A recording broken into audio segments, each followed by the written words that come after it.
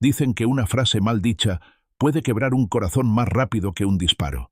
Aquel mediodía, frente a la oficina de diligencias de Santa Aurelia, eso fue exactamente lo que ocurrió. Una frase, seca como un hueso en el desierto, cortó el hilo de un sueño tejido con cartas.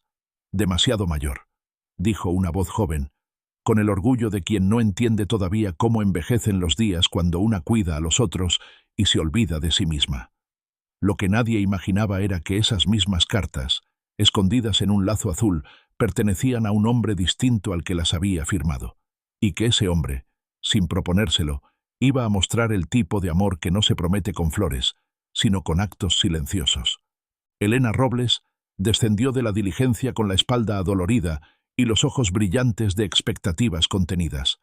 Tenía 34 años, y el pulso firme de quien se ha ganado cada moneda cosiendo hasta que la luz se vuelve humo. Llevaba un vestido beige bien cuidado, un sombrero modesto, una maleta con ropa y un paquetito envuelto en una cinta añil. Las cartas.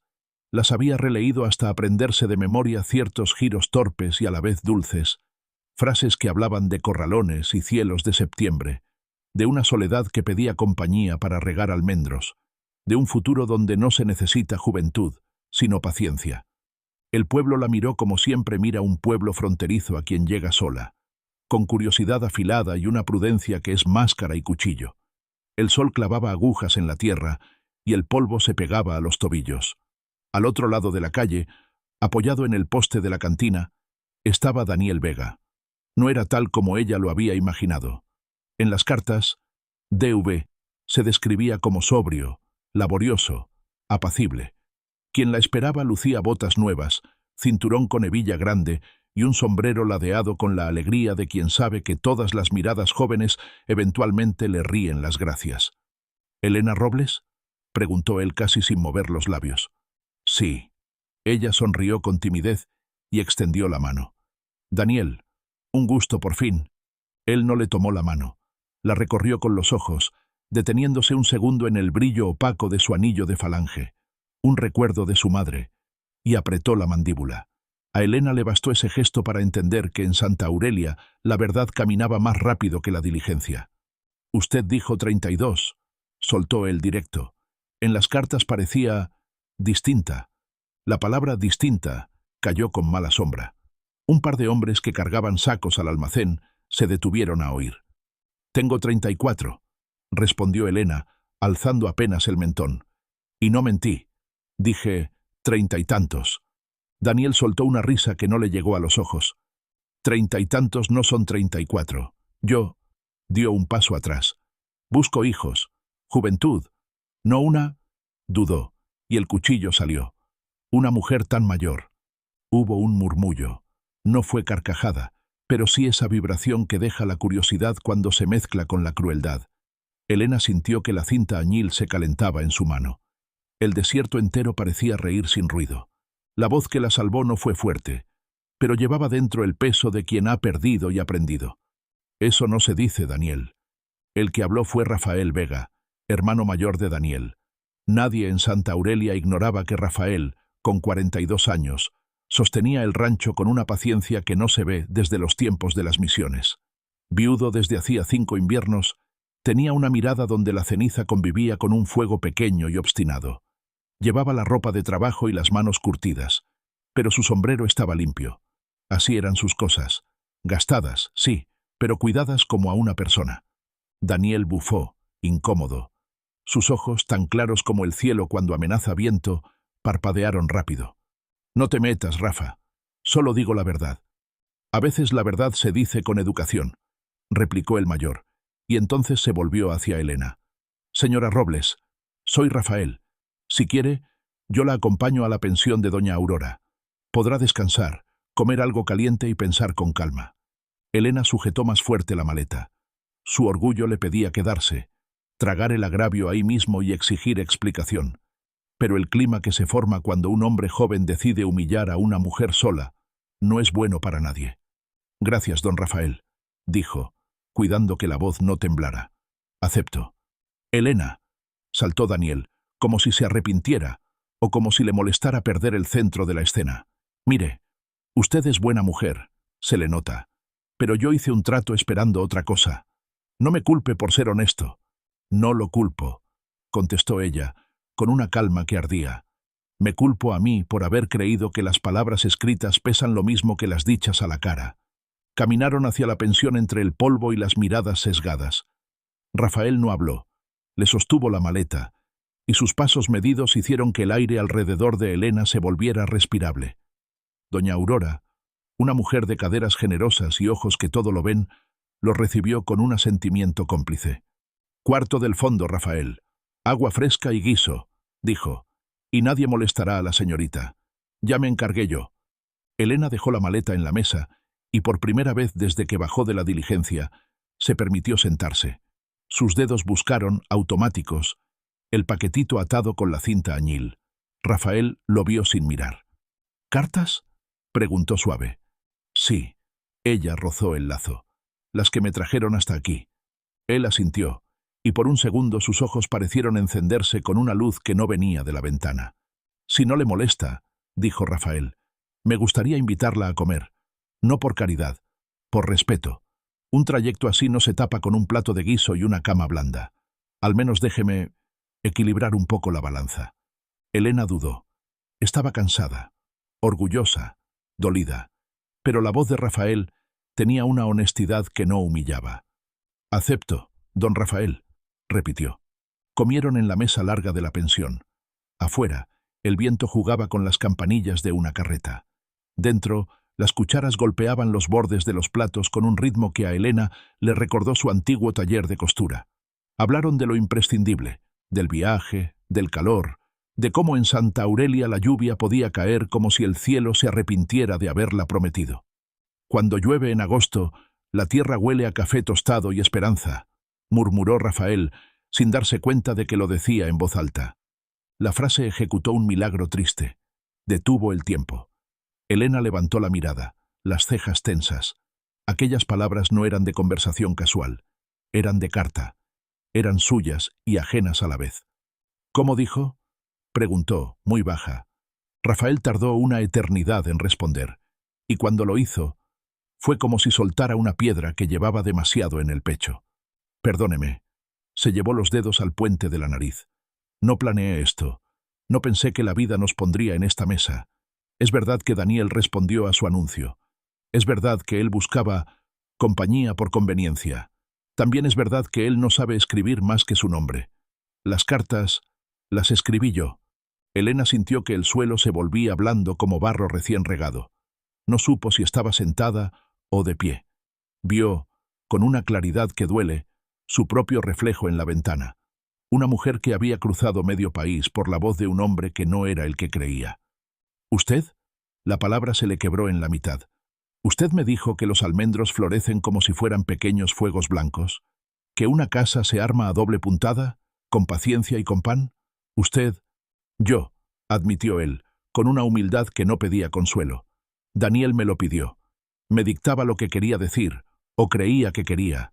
Yo». Miró su plato, como si ahí estuviera su pecado. Yo completé frases. Añadí recuerdos. A veces sin querer puse los míos. No pretendía engañarla. No pensé que... Alzó los ojos por fin. No pensé que me enamoraría de alguien a quien no había visto, solo por cómo contestaba mis cartas. Silencio. Ni la calle se atrevió a hacer ruido. El guiso, de golpe, olió a nada. Elena hurgó en el bolsillo del vestido y sacó una hoja con dobleces de viaje. «Si pone pan en la mesa, yo pondré el mantel. Si trae silencio, yo traigo canciones quedas». Leyó, y luego apretó el papel. Esa frase no la dicta un hombre que solo quiere una mujer joven para tener hijos. Esa frase es otra cosa. Rafael asintió, aturdido por su propia confesión. «Es mía». Elena se puso de pie con la dignidad de quien decide no llorar donde todos pueden mirarla.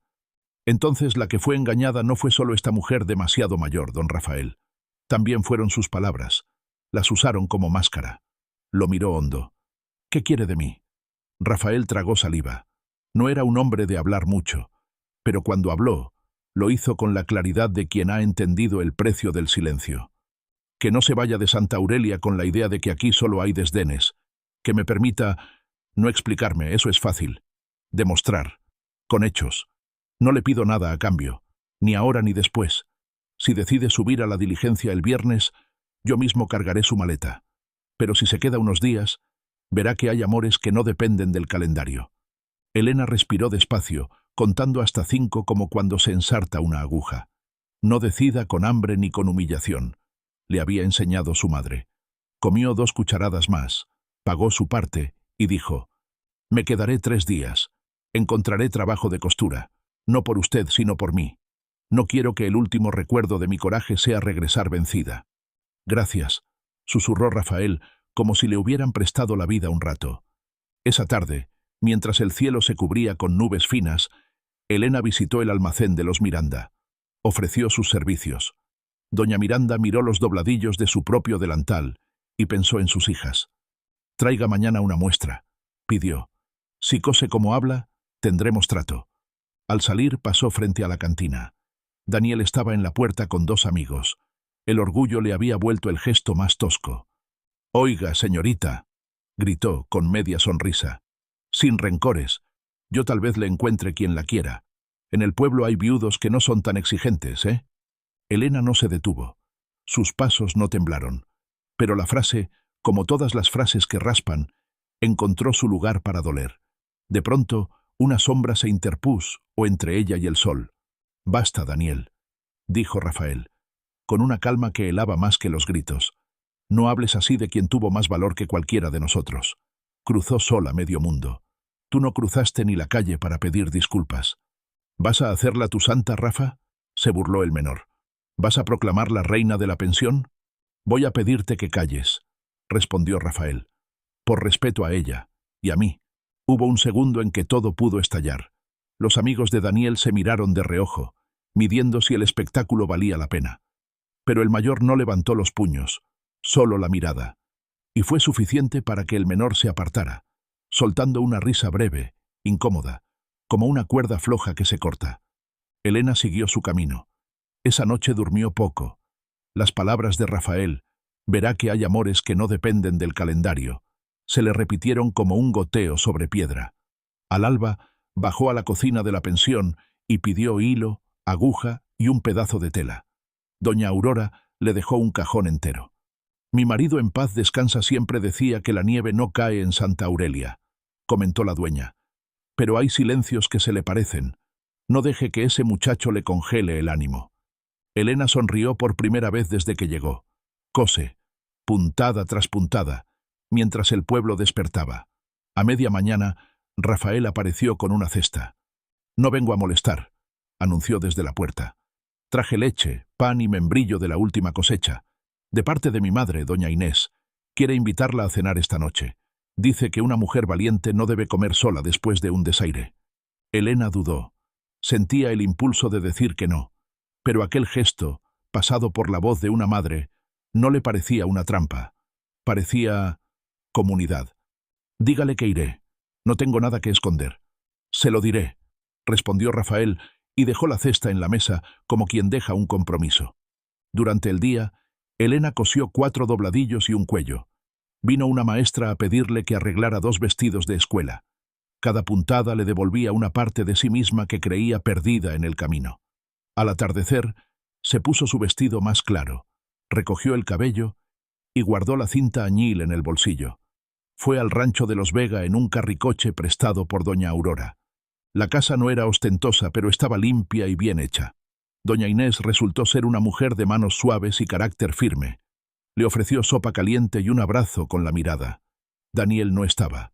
«Mejor», pensó Elena, y luego se reprochó por usar las armas ajenas. «Le pido disculpas por mi hijo», dijo doña Inés, sin rodeos. «La edad nos alcanza a todos. Algunos la reciben con gracia, otros con miedo. Él tiene miedo de muchas cosas, y una de esas es mirarse al espejo dentro de 10 años. Yo no eduqué cobardes, pero a veces los hijos toman sus propios atajos». «No vine por disculpas», contestó Elena. «Vine para comprobar que este sitio no es solo ese mediodía». Rafael sirvió pan, en silencio. Había en su modo de moverse una delicadeza que no se aprende en los libros. Cuando terminaron de comer, él sacó de su chaqueta un sobre. «Esto era suyo», dijo, y se lo tendió. Elena reconoció su caligrafía en la dirección. Abrió el sobre. Dentro había una carta que ella no recordaba haber recibido. La tinta era de un azul distinto. La letra, la misma que en los giros que se le habían clavado en la memoria. Querida E. Leía. Hoy me he quedado solo en la cocina. El viento empuja la puerta y huele a madera recién cortada. Daniel duerme, cansado de domar potros. No sé por qué le escribo a usted estas cosas que quizá nunca le diré. Tal vez porque cuando le escribo, alguien me responde, y la casa deja de crujir de ausencia. Elena levantó los ojos turbada. ¿Por qué no me la envió? Rafael sonrió con una tristeza que no era autocompasión, sino lucidez. Porque la escribí para no ahogarme. Porque no era justo enviarle una carta donde mi nombre no figuraba. Porque pensé que Daniel, con el tiempo, aprendería a sostener las palabras que usted merecía. Me equivoqué. La puerta del corredor se abrió con un rumor. Daniel apareció, despeinado, con la camisa desabrochada en el cuello. Se detuvo al verla. El silencio fue un cuchillo limpio. Vine a buscar un lazo para el potro, explicó, incómodo. No sabía que... Miró a su madre y a su hermano, y luego a Elena. Escuche, Elena, yo... No. Lo detuvo Rafael, sin dureza pero sin concesión. Hoy no. Hoy ella escucha otras cosas. Daniel frunció el ceño, herido por una autoridad que no cuestionaba. Siempre mandas tú, masculló. Siempre con tus frases, tus silencios. A ver si también le cuentas que sin mí este rancho no levanta. Levanta porque lo levantamos, corrigió Rafael. Y porque hay mujeres que, aunque no se queden, nos enseñan a trabajar el respeto como se trabaja la tierra. Daniel soltó un resoplido y se fue, dejando un resto de rabia flotando. Doña Inés respiró hondo. «Permítanme traer café», dijo, cortando el aire con ternura. Se quedaron solos un momento. Rafael, con las manos juntas, buscó palabras que no sonaran a sermón ni a ruego. Las encontró del lado de la verdad simple. «No pretendo arrancarle la última decisión», dijo. «Sé que duele, y sé que la mitad de ese dolor tiene mi nombre, aunque no tenga mi firma.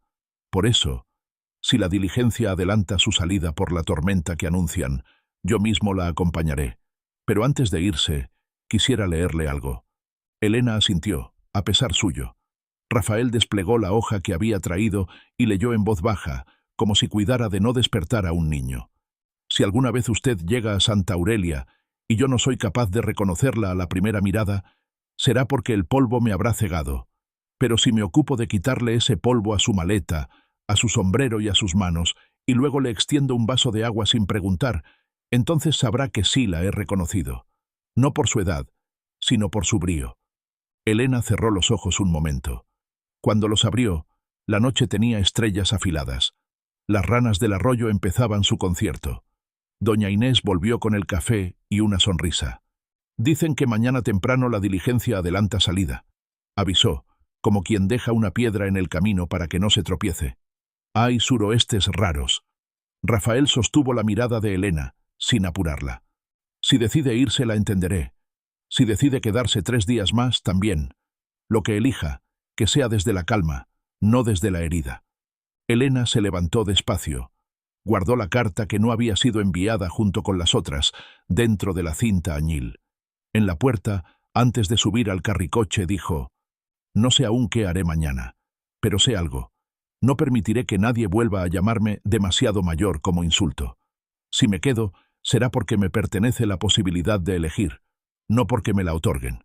«Así debe ser», contestó Rafael, y se apartó para dejarla pasar, como se aparta uno ante el curso de un río.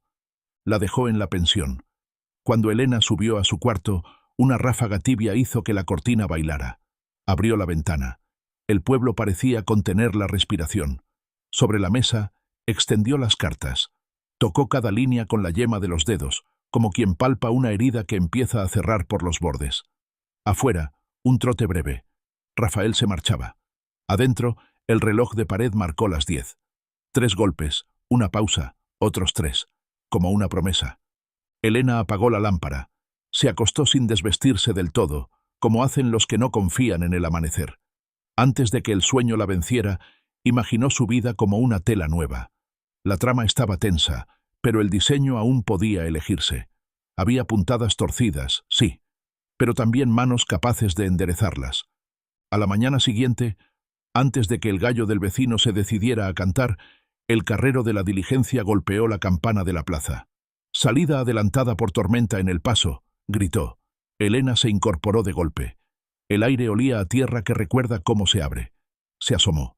Vio a dos mujeres apurando pasos, a un muchacho corriendo con una bolsa, a un perro que no entendía los apuros de los humanos. Bajó al zaguán con la cinta añil en el bolsillo. En la puerta, sin ruido, estaba Rafael. No tocó el sombrero ni pronunció su nombre. Solo alzó el vaso de agua que traía en la mano y se lo ofreció. Elena lo tomó, bebió un sorbo y supo que el día no iba a decidirse sin lucha.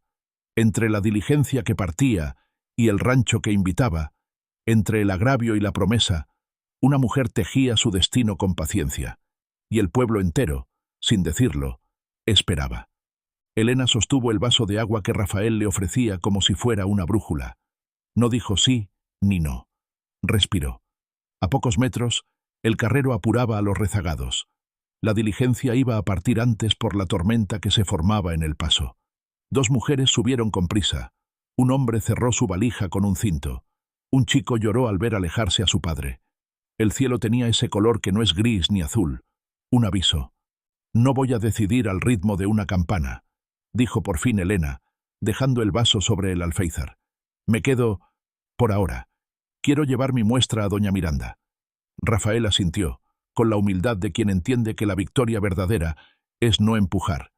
«Si la lluvia aprieta, pasaré a buscarla con el carricoche de mi madre. No para salvarla, para que no se empape su trabajo».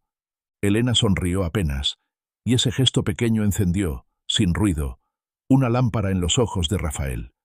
Antes del mediodía, Santa Aurelia olía a pan recién horneado, pólvora vieja, la cantina nunca dormía del todo, y tierra que se prepara para soltar su polvo en forma de barro. Elena cruzó la plaza con su paquetito de costuras.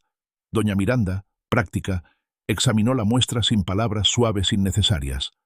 «Las puntadas no gritan, pero se hacen oír», dictaminó. «Deje aquí los encargos para las niñas de la escuela. Pago al terminar». Elena trabajó en una silla junto a la ventana. Cada tanto levantaba la vista y veía pasar sombras apuradas, sombreros echados hacia adelante, manos que sujetaban cosas que no querían perder. A media mañana, Daniel cruzó la calle con un paso hecho para ser visto. No entró. La miró a través del vidrio y ladeó una sonrisa que no alcanzó a ser burla, pero tenía la intención. Elena bajó la vista y siguió cosiendo. Puntada atrás, puntada adelante. En el borde de su falda, la cinta añil asomaba como un río contenido. Rafael apareció más tarde con un frasco de aceite para la máquina de coser del almacén. Venía a pagar una deuda antigua, dijo, y sin acercarse demasiado, dejó en el mostrador una bolsita de harina para la pensión de doña Aurora. Nadie comentó su delicadeza. En Santa Aurelia, la decencia no hacía ruido para sobrevivir. El sol se escondió temprano detrás de un telón de nubes. Un suroeste raro dobló las esquinas de las casas. Doña Miranda alzó chales sobre los hombros de sus hijas como quien les pone alas. Elena guardó sus cosas. Estaba por salir cuando un revuelo en la puerta logró que se detuviera. La diligencia, que teóricamente había partido, regresaba. Una rueda había mordido mal el barro del paso y el carrero, prudente, decidió refugiarse en el pueblo hasta que la tormenta descargara su ímpetu. Del interior bajó una muchacha de rostro lavado por la ansiedad. Llevaba un vestido azul con el ruedo manchado de polvo, una maleta clara, y en la mano un atadito de cartas apretadas por una cinta añil. Elena se quedó sin aire un segundo. El detalle, mínimo y feroz, le hizo comprender que la vida, a veces, repite escenas con actores distintos para ver si alguien aprende. «¿La oficina de correos?», preguntó la recién llegada mirando a todos y a nadie. «Busco a Daniel Vega». El silencio fue un acorde. Dos hombres a quienes les gustaba más la noticia que el pan ya empezaban a sonreírse de costado cuando Daniel, atraído por su nombre como un caballo por el olor del agua, se asomó a la plaza. La vio. Sus ojos hicieron el mismo recorrido que antes habían hecho con Elena, pero su gesto terminó de distinta manera. Abrió los brazos como si el mundo le perteneciera. «Marina», dijo, con falsa alegría, o alegría conveniente. Llegaste. El paso estuvo bravo, ¿eh? Pensé que no habría nadie, murmuró ella, aliviada de ver una cara conocida. Sus cartas, apretó las suyas. Me dijeron que aquí, por fin, iba a estar a salvo. Elena, desde el umbral del almacén, notó algo más. Una de las cartas del haz de Marina dejaba ver, por transparencia, una frase que conocía. Cuando llueve en agosto, la tierra huele a café tostado y esperanza. No estaba escrita por la misma mano. La letra era más apretada, pero era la misma música. Rafael, que llegaba con una lona para cubrir los costales del carro de doña Aurora, se detuvo en seco al ver el cuadro. Sus manos, entrenadas para sostener potros nerviosos, temblaron un instante que nadie notó salvo el narrador y una madre que todo lo ve. Doña Inés, que venía detrás, envuelta en un rebozo. «Buenas tardes», dijo la madre, acercándose a la muchacha con esa autoridad que no se impone, se ofrece. «Soy Inés Vega. Antes de cualquier cosa, venga a resguardarse. No se decide nada bajo un cielo que amenaza». Marina vaciló y miró a Daniel como pidiendo permiso. Él se apresuró a tomar la maleta, gesto teatral. «Claro, madre, a la casa», dijo, afectando cuidado. «Estamos comprometidos, ¿verdad, Marina?» La palabra comprometidos cayó como una piedra en un lago. Dejó ondas. No era el término de un acuerdo privado, sino la bandera de una conquista que el pueblo, sin saber, estaba pronto a enjuiciar con sus propios códigos. «Comprometidos», repitió Rafael, clavándole al hermano una mirada que buscaba la verdad donde él fabricaba apariencias. «Por carta», respondió Daniel, con ese orgullo torpe que confunde recibir respuestas con merecerlas. «Es joven, como pedí, y bonita», agregó con brutalidad que quiso pasar por sinceridad. Al final, la buena suerte llega. Elena no iba a hablar. Había decidido que su dignidad incluía el silencio cuando los otros se exhiben solos. Pero la cinta añil en la mano de la muchacha la atravesó. Dio un paso. «Marina», dijo, nombrándola por primera vez, para anclarla en un suelo que no fuera una promesa. «Soy Elena. He llegado antes que usted por los mismos caminos. Si quiere puedo contarle mi parte, para que usted decida la suya con más luz». La recién llegada la miró con pánico y gratitud en el mismo gesto. Daniel se interpuso, encendido por el temor a perder otra vez el centro. «No hace falta», apresuró. «No mezclemos. Elena vino y se va. Usted y yo, Marina, tenemos un trato. Los tratos existen mientras los sostienen dos dignidades», dijo doña Inés, seca y serena. «Y aquí hay una dignidad que ya viene lastimada. A mi casa, todos, y allí se hablará sin viento que distorsione». Entraron con la lluvia empezando a golpear como dedos impacientes en el tejado. En la cocina, el olor a caldo y a pan mitigó lo peor del mundo. Rafael sacó sillas, doña Inés sirvió tazones. Elena se quedó de pie un momento, buscando su lugar sin pedirlo. Daniel se apoyó en el umbral como quien cree que así controla la escena. «Señora», empezó Marina, con la voz de quien vuelve a aprender a respirar. «Él me escribió por meses. No sé si…» Miró a Daniel, temiendo ofender. «Si alguien le ayudó a escribir. Pero me habló de almendros en flor y de manteles sobre pan». Rafael cerró los ojos. La frase que había escrito para nombrar lo simple volvía a él traída por otra boca, como un boomerang que, antes de regresar, hiere a quien no pretendía. «Yo escribí esas palabras», dijo, mirando a la muchacha, no a su hermano. «Pero no eran una invitación para cualquiera. Eran una promesa para quien respondiera con el mismo respeto. Y usted respondió, lo sé. A usted, y miró ahora a Elena. También. Ese es mi pecado y mi verdad». Entonces, Marina apretó la cinta. «¿Quién me escribió de verdad?» «La pregunta correcta», intervino Elena despacio, «es quién va a sostener el peso de lo que se escribió.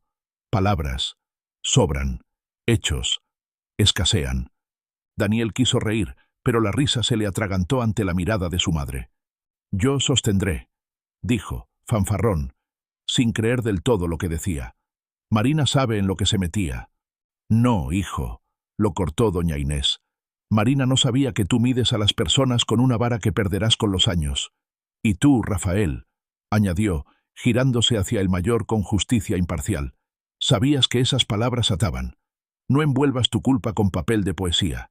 Hiciste un puente para otro y te quedaste a mitad del río. El trueno hizo vibrar la loza. Por un segundo, todos callaron. Después, Rafael habló como quien por fin acepta la vergüenza sin convertirla en espectáculo. Tiene razón, madre. Iba a decirle a Elena, miró a la costurera, que algo en mí cambió con sus respuestas, que no fue un juego, que empecé a escribir no para Daniel, sino para... No encontró la palabra. Para abrir una ventana. Pero eso no borra nada, solo explica. La tormenta estalló en serio. El arroyo creció en minutos y avanzó por la hondonada como un animal oscuro. Un chico llegó empapado, el cabello pegado a la frente. Se cayó una parte del corral de los Quiroga, jadeó. Se escapan las ovejas. Y un postecito de la pasarela cedió. Rafael ya estaba de pie antes de que el muchacho terminara. Tomó sogas, linternas, un impermeable. Doña Inés, con ese orden que el tiempo le enseñó, repartió baldes, paños, mantas. Elena sintió el cuerpo decidirse sin pedir permiso a su miedo. «Voy», dijo, y se ató el pelo. «No tiene por qué», intentó detenerla Rafael. «Tengo manos», replicó ella, «y puntadas que sostienen, aunque no sean de hilo». Marina vaciló en el umbral. Daniel, más preocupado por su sombrero que por el cielo, se quedó un segundo indeciso. Luego, en un impulso de orgullo que quiso parecer valor, agarró una soga. «¡Vamos!», dijo, y el verbo le salió hueco. En el corral de los Quiroga, el barro hacía resbalar hasta el recuerdo. Las ovejas, asustadas, corrían sin rumbo. La pasarela sobre el arroyo, 2 troncos y tablas, había perdido un soporte y crujía como un secreto mal guardado. Rafael organizó a los hombres con economía de palabras. Elena, con las mujeres, hizo una barrera humana para guiar a los animales hacia el cerco sano. Marina, temblando, sostuvo linternas y alcanzó palos. Daniel buscó los lugares donde más lo verían. El centro, la orilla, el tronco que parecía firme. Y ahí se apostó. La lluvia, empecinada, restalló más. Un borrego, ciego de pánico, se fue contra la pasarela rota.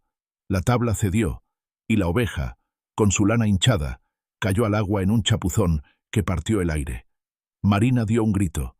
No era por el animal, era por una niña de los Quiroga que, en el bramido, quiso rescatar su linterna y resbaló también. Todo ocurrió en 2 parpadeos. Rafael se lanzó con la soga al arroyo, atándosela a la cintura. Elena, sin pensar, se colocó detrás de él y se aferró a la cuerda, anclándola con su peso y su coraje. Otros hombres hicieron lo mismo. Daniel dio un paso atrás al sentir el tirón y miró sus botas nuevas. Nadie lo juzgó con voz. El barro y el ruido ya emitían sentencias. «¡Suelta la linterna!», gritó Rafael, acercándose a la niña a braza corta, la cara cortada por la lluvia. «¡Mírame! ¡Aquí!». La pequeña soltó el metal que la hundía y extendió las manos. Rafael la sujetó por el antebrazo y con un giro buscó la soga. Elena sintió en sus palmas el latido del esfuerzo del hombre. «No lo sueltes», se dijo como si la frase fuera aguja. «No lo sueltes». Los que tiraban desde tierra, hombres, mujeres, convirtieron el tirón en cuerda de pozo. El agua quiso quedarse con los suyos, pero la obstinación humana, esa fuerza que no siempre hace bien y a veces salva, ganó. Rafael subió con la niña hecha un ovillo de barro y miedo. La madre corrió y la cubrió con el cuerpo. El pueblo vio, sin saber que hacía un aprendizaje, que hay edades que pesan menos que los actos. Daniel, que por fin metió los pies en el agua cuando ya no hacía falta, quedó chapoteando en un charco, deslucido, envuelto en un silencio más frío que la lluvia. Nadie dijo «gracias» en voz alta. El agradecimiento verdadero llegó como llegan los panes al día siguiente, sin trompetas. El temporal empezó a ceder, como si hubiera querido probar la madera de cada uno y ya conociera su calidad. Marina, aún con el lazo añil en la mano, miró a Elena como se mira a una hermana mayor que se gana el título en una tarde. «No me voy con él», susurró, una vez a resguardo. «No así». «No tiene que irse con nadie», respondió Elena, con un tono que no imponía, acompañaba. «Tiene que decidir por usted. El resto ya encontrará su lugar». El rumor de lo ocurrido cruzó Santa Aurelia más rápido que un caballo domado. En la cantina, Los hombres bebieron más despacio. En el almacén, doña Miranda dejó de pedir el fiado a Daniel. En la panadería, un aprendiz puso sobre el mostrador un pan extra para la costurera.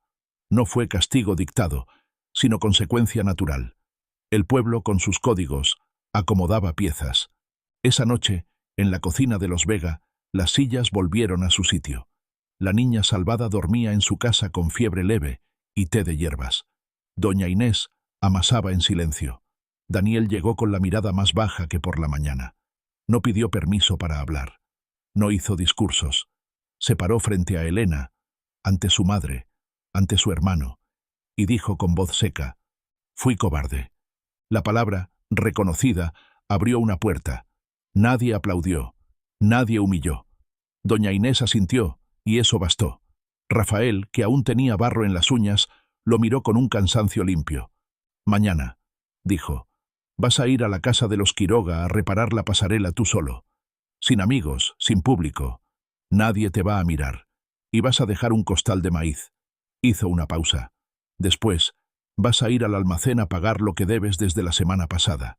Si algo te sobra, compra hilo para la costurera. Y si no te sobra, trabajas hasta que sobre». Daniel lo miró un segundo, midiendo si le quedaba orgullo para rechazar esa guía. Se dio cuenta de que no. Asintió. No era redención en un día, era el principio de una jornada larga. Cuando el ruido del suroeste bajó y el tejado dejó de dar sus golpes, Rafael se volvió a Elena. No esperó a estar a solas. La verdad, pensó, no necesita rincones. Lo de hoy no compensa nada, dijo. No quiero que crea que hago actos para cubrir palabras. Solo, buscó, quiero pedirle permiso para cortejarla.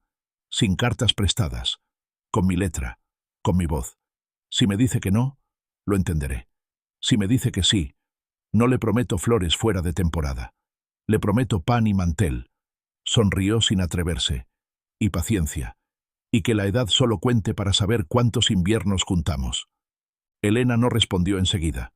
El alma, incluso cuando la empujan hacia lo claro, tarda en bajar escalones. Se llevó la mano al bolsillo. Sacó la cinta añil. La miró como se mira un mapa después de haberse perdido y encontrado 2 veces en el mismo camino. «No quiero ser la que llega a ocupar un vacío», dijo por fin, «ni la que tapa con canciones una casa que cruje.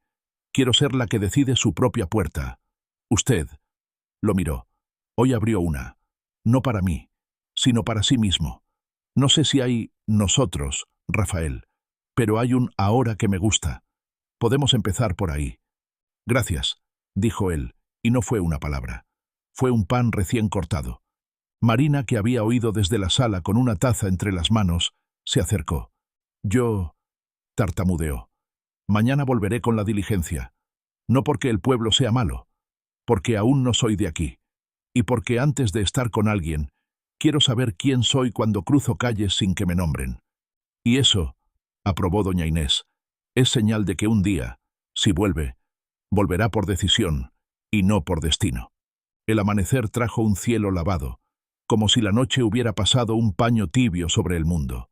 El arroyo, cansado de gritar, susurraba. Los hombres recompusieron cercos, las mujeres tendieron mantas al sol. Elena llevó los vestidos de las niñas de la escuela, ahora con cuellos que no raspaban, a doña Miranda. Recibió su pago.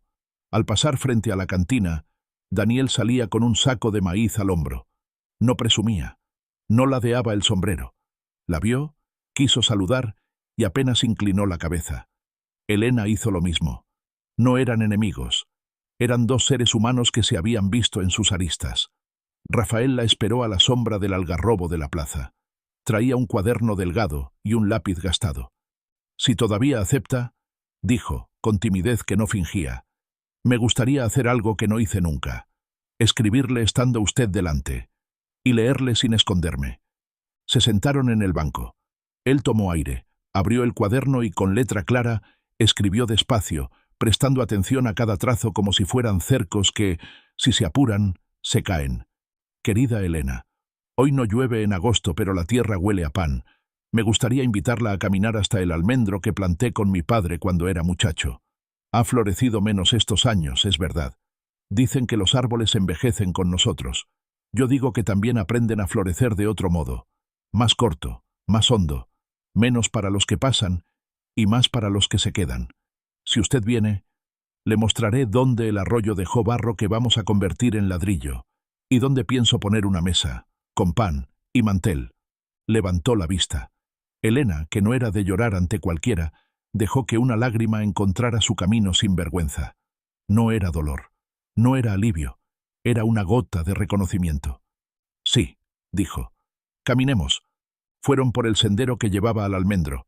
El suelo estaba húmedo y, a cada paso, se pegaba a las botas como si quisiera formar parte de ellos. Rafael señaló una piedra plana, y sobre ella puso la cinta añil. Que no vuelva a atar cartas que no sepan su rumbo, propuso.